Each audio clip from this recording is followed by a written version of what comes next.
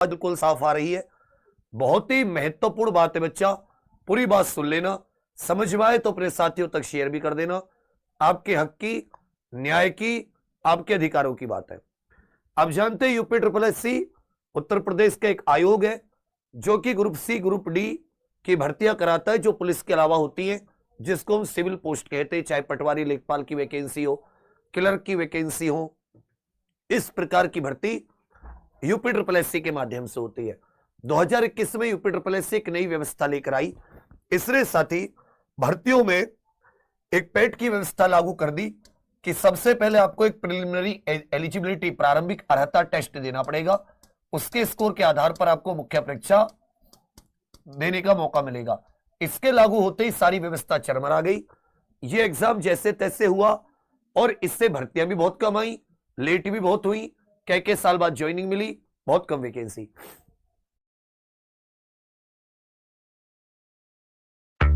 और ट्रेडर साहब, ये प्रॉब्लम सॉल्व करना पसंद है ना? ये 2021 में हुआ।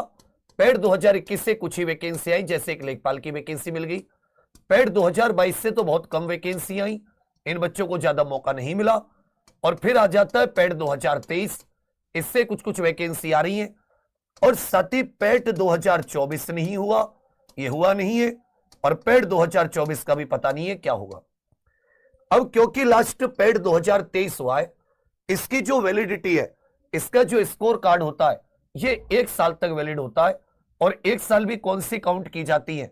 1 साल काउंट की जाती है, यहां पे देखोगे 1 वर्ष तक मान्य, जब इसका रिजल्ट अपलोड होता है।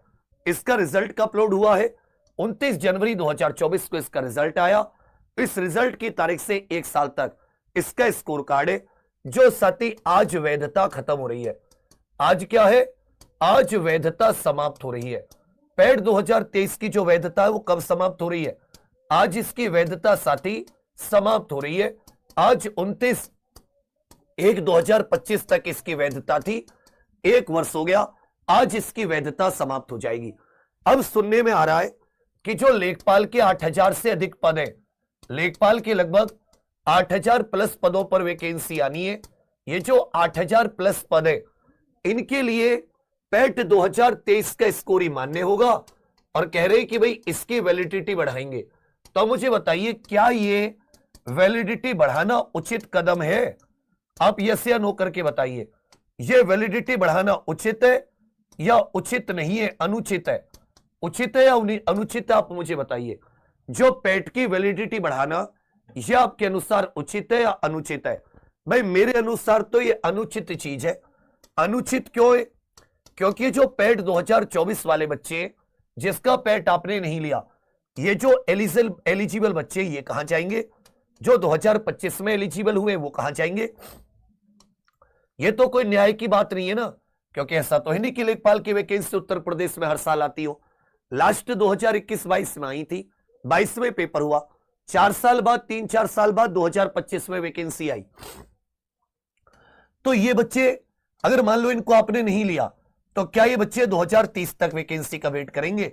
और क्या भरोसा 2030 तक भी ना दो?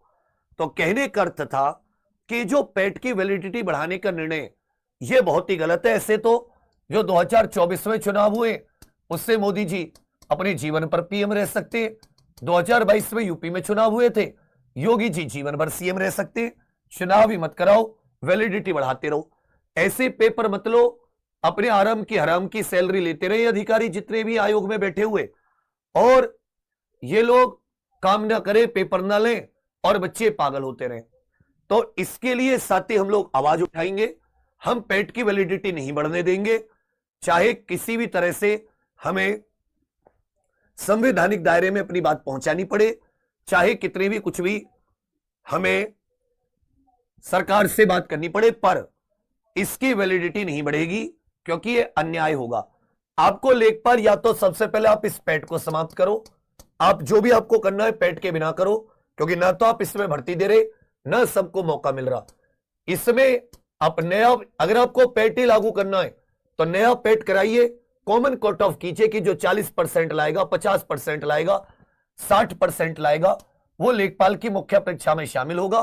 और फिर आप वैकेंसी दीजिए। आपने इतनी देर की है, 5 महीने 6 महीने और कर दोगे, कोई इतनी दिक्कत नहीं है। जब इतने दिन तक भी तो वैकेंसी नहीं दे रहे थे। लेकिन आप ऐसा मत कीजिए कि जो एलिजिबल बच्चे उनके साथ अन्याय।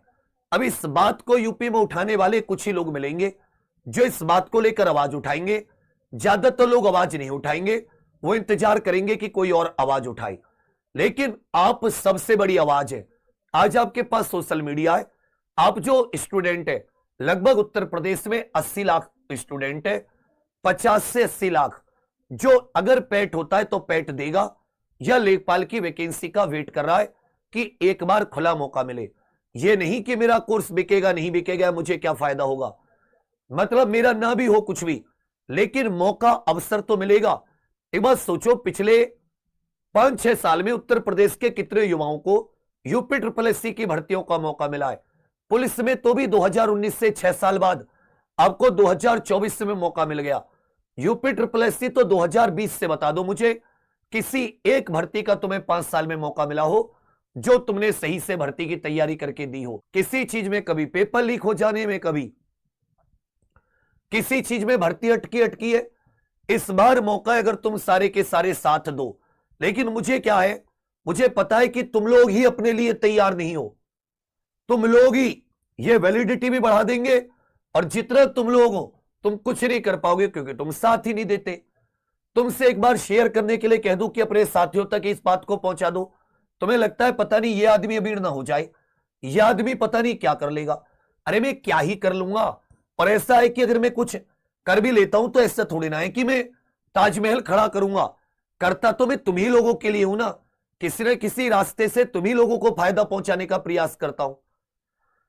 उचित आवाज उठाता हूं, तुम्हारे साथ लगा रहता हूं, तुम्हारे हक की बात करता हूं।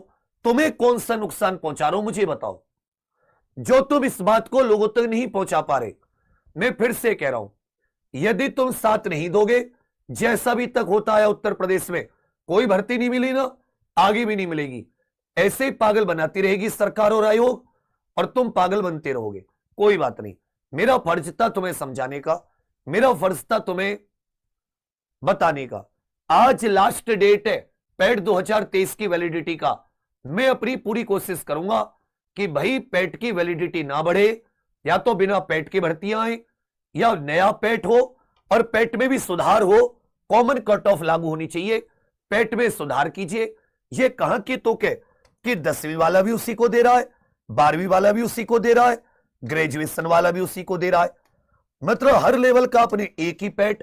पहले तो यही व्यवस्था खराब हो जाती है। पैट के लेवल होने चाहिए ना।